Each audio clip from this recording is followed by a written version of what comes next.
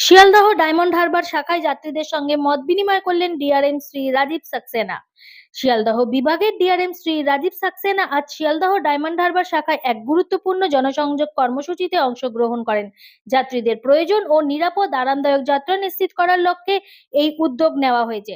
এই সফরের সময় শ্রী সাক্সেনা এবং রেল বিভাগের অন্যান্য কর্মকর্তারা যাত্রীদের সঙ্গে সরাসরি মত বিনিময় করেন এবং বিদ্যমান সুযোগ সুবিধা নিয়ে তাদের মতামত ও অভিযোগ শোনেন।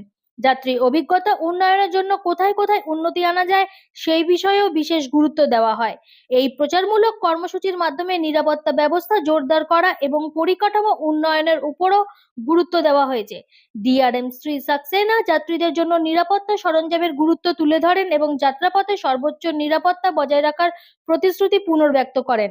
এই মত বিনিময়ে রেল কর্তৃপক্ষ ও যাত্রীদের মধ্যে যোগাযোগ আরও মজবুত করতে সাহায্য করে এবং যাত্রী কেন্দ্রিক রেল পরিষেবা গড়ে তুলতে সহায়ক ভূমিকা পালন করেন।